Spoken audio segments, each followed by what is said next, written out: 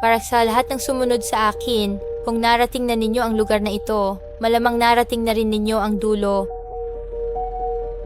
Huwag mong subukang i-rewind ang bagay na yan.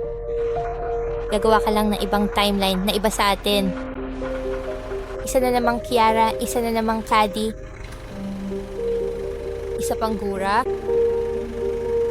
Isa pang Ina.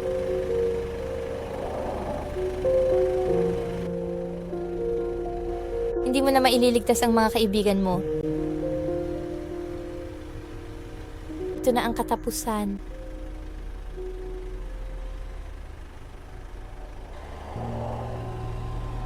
Pagkatapos, ano ang gagawin ko?